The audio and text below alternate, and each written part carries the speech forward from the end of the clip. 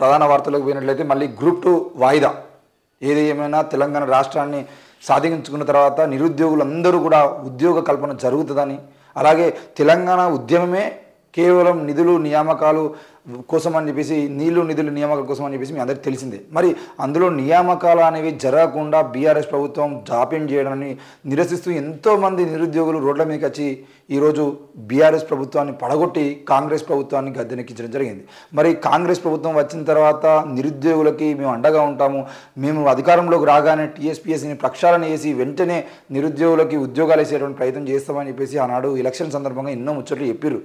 మరి ప్రవళిక ఆత్మహత్య చేసుకున్నప్పుడు కూడా ఆ ప్రవళిక ఆత్మహత్య కరెక్ట్గా ఎలక్షన్స్కు నోటిఫికేషన్కు ముందు జరగడం వల్ల ఎలక్షన్ నోటిఫికేషన్ వచ్చిన రోజే అది జరిగినందువల్ల దాన్ని కూడా హైప్ చేసుకుని రాహుల్ గాంధీ కూడా ఆ కుటుంబాన్ని పరామర్శిస్తా అని చెప్పేసి చెప్పేటువంటి పరిస్థితికి ఆనాడు తెలంగాణలో నిరుద్యోగుల్ని వాడుకునే ప్రయత్నం చేశారు. మరి ఈరోజు అధికారంలోకి వచ్చిన తర్వాత ఇది అంటే మొత్తానికైతే టీఎస్పీఎస్సీ పరీక్షను ఆనాడు బీఆర్ఎస్ ప్రభుత్వం వాయిదా వేసింది. మళ్ళీ కాంగ్రెస్ అధికారంలోకి వస్తే వాయిదా వేసి టీఎస్పీఎస్సీని ప్రక్షాళన చేస్తాము, జనవరిలో పెడతామని చెప్పేసి చెప్పారు. మరి జనవరిలో పెడతామని తేదీ ప్రకటించినాక ఇప్పుడు టీఎస్పీఎస్సీ ప్రక్షాళన చేస్తాము, ప్రక్షాళన చేయకుండా నిర్వహించేటువంటి అవకాశం లేదు అని చెప్పేసి మళ్ళీ వాయిదా వేసేటువంటి ప్రయత్నం చేస్తున్నారు.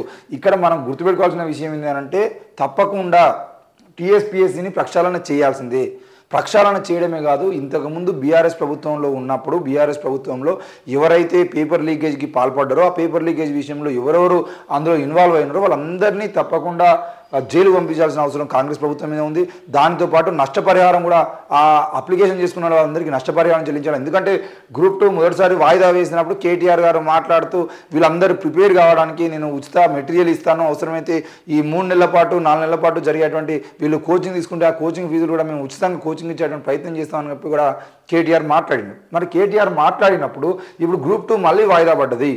మరి టీఎస్పీఎస్సీ ప్రక్షాళన చేసి ఆ ఎగ్జామ్స్ నిర్వహించడానికి టైం పడుతుంది అనేటువంటి మాట్లాడుతున్న రేవంత్ రెడ్డి కానీ కాంగ్రెస్ ప్రభుత్వం కానీ ఇప్పుడు ఈ నిరుద్యోగులు ఎవరైతే ఉన్నారో గ్రూప్ 2 అప్లై చేసిన వాళ్ళు ఎవరైతే ఉన్నారో వాళ్ళందరికీ ఉచితంగా మెటీరియల్ కల్పించాల్సిన అవసరం ఉంది. దానితో పాటు వాళ్ళకి ఎగ్జామ్ నిర్వహించేంత వరకు ఉచిత కోచింగ్ ఇప్పించాల్సిన అవసరం ఉంది. దాంతోపాటు అవసరమైతే వాళ్ళు హైదరాబాద్లో ఉండటానికి ఒక్కొక్కరికి 5 నుండి 8,000 రూపాయల వరకు రెంటు దిల్సునార్లో అయినా లేదంటే అమీర్పేటలో అయినా ఎక్కడైనా కూడా కూకట్పల్లిలో అయినా ఏ ఏరియాలో చూసుకున్నా 5,000 కన్నా తక్కువ లేదు. కాబట్టి తప్పకుండా గ్రూప్ 2 అప్లై చేసుకున్న వాళ్ళందరికీ కూడా వీలైతే వాళ్ళకు రూమ్లలో ఉండి చదువుకోవడం కోసం ప్రిపేర్ కావడం కోసం వాళ్ళందరూ ఉంటున్నారు. కాబట్టి వాళ్ళందరికీ కూడా నిరుద్యోగ భృతి కింద ఆ ఖర్చుల మందం, ఆ రూమ్ రెంటు, కోచింగ్ వీటన్నిటి మందం వాళ్ళకు నిరుద్యోగ భృతి ఇవ్వాల్సిన అవసరం అయితే ఉంది. ఎందుకంటే మీరు నిరుద్యోగ భృతి ఇయ్యరు, బీఆర్ఎస్ ప్రభుత్వం లాగానే వాయిదాల మీద వాయిదాలు వేసుకుంటూ మళ్ళీ మీరు ఎగ్జామ్ జరగకుండా మీరు అధికారంలోకి వచ్చిన తర్వాత డిసెంబర్ 7వ తారీఖు నాడు అధికారంలోకి వచ్చేదంటే ఇప్పుడు 27 దాటింది, 20 రోజులైనా కూడా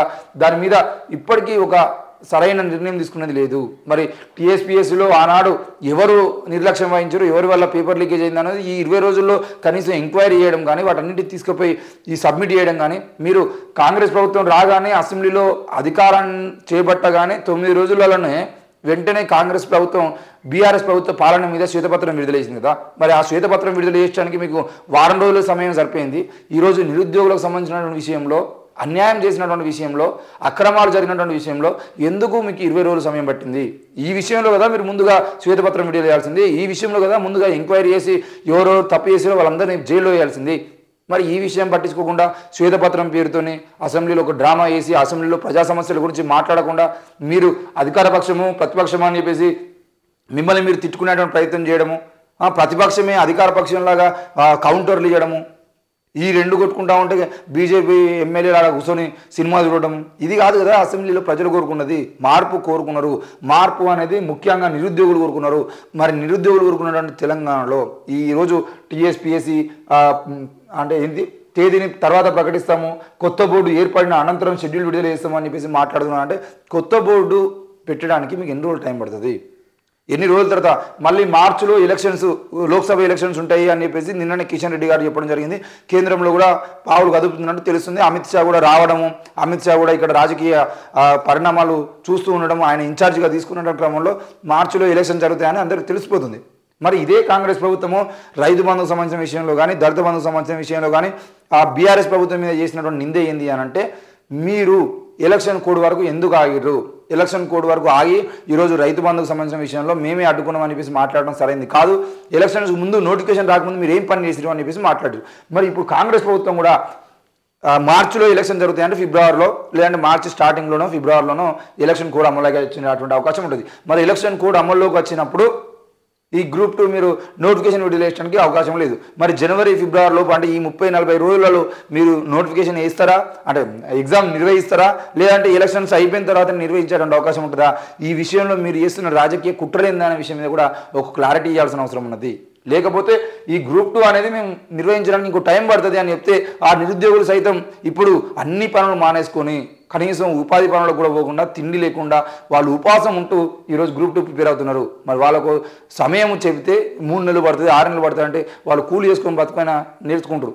ఎన్ని రోజుల పాటు వాళ్ళ హాస్టల్లో ఉండి వాళ్ళ అబ్బాయిల దగ్గర పైసలు ఆడుకొని ఇక మేము కోచింగ్ తీసుకుంటున్నాను వేల రూపాయలు కోచింగ్ పేరుతోనే ఖర్చు చేస్తున్నా కూడా వాళ్ళ మీద ప్రభుత్వం కనీసం కనికరం చూపించకుండా ఇలా వాయిదాలు వేసుకుంటూ పోతే ఎక్కువ మంది నష్టపోయేటువంటి అవకాశం ఉంది. తర్వాత ఈ గ్రూప్ 2 పేరుతో ఎవరైనా ఆత్మహత్య చేసుకున్నా, ఏమైనా జరిగినా, ఏదైనా ప్రమాదం జరిగినా దానికి పూర్తి బాధ్యత రేవంత్ రెడ్డి వహించాల్సిన అవసరం కూడా ఉన్నది. ఎందుకంటే ఆనాడు కేటీఆర్ బాధ్యత వహించాలని రేవంత్ రెడ్డి చెప్పింది కాబట్టి ఈరోజు జరిగేటువంటి ప్రమాదాలు కూడా రేవంత్ రెడ్డి బాధ్యత వహించాల్సి ఉంటుంది. ఇక ఎంఫిల్లో చేరద్దు, ఆ డిగ్రీకి గుర్తింపు లేదు. యూనివర్సిటీ గ్రాంట్స్ కమిషన్ వెల్లడి, ఎంఫిల్ మాస్టర్ ఆఫ్ ఫిలాసఫీ డిగ్రీకి గుర్తింపు లేదని యూనివర్సిటీ గ్రాంట్స్ కమిషన్ స్పష్టం చేసింది. అందులో ఎవరూ చేరకూడదని హెచ్చరించింది. 2023-24 విద్యా సంవత్సరానికి సంబంధించిన ఎంఫిల్ అడ్మిషన్లను నిలిపివేయాలంటూ అన్ని యూనివర్సిటీలను గ్రాంట్స్ కమిషన్ ఆదేశించింది.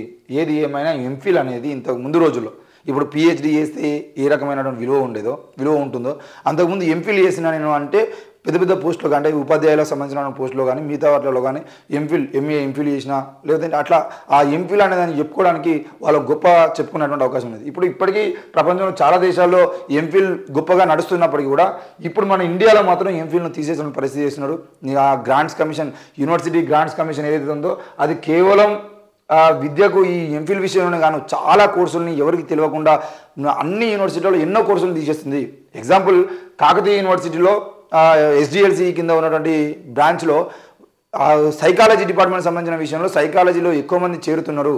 అలాగే దాని తర్వాత PGDGC post graduation diploma in guidance and counselling అనే కోర్సులో కూడా దాంట్లో కూడా ఎక్కువ మంది చేరుతున్నారు అని తెలుసుకున్న తర్వాత ఆ కోర్సులను తీసేసే ప్రయత్నం చేశారు. మరి అట్లాంటి కోర్సులను తీసేసేది ఉంటే ఈరోజు 100 మంది చేరితే 100 మంది వల్ల ఎక్కువ మంది చదువుకునేటువంటి అవకాశం ఉన్నటువంటి కోర్సుని మీరు తీసేసి ఈరోజు కేవలం ఆ గ్రాంట్స్ లేవని PhD స్కాలర్లకు కూడా స్కాలర్షిప్ లేకపోవడం, లేదంటే ఆ కోర్సులను తీసేయడము, కొత్త కోర్సులను పెట్టండి అని అప్లికేషన్ పెడితే ఉన్న కోర్సులను తీసేసిన పరిస్థితికి యూనివర్సిటీ గ్రాంట్ కమిషన్ రావడం వెనకాల పూర్తిగా బీజేపీ హస్తం ఉంది.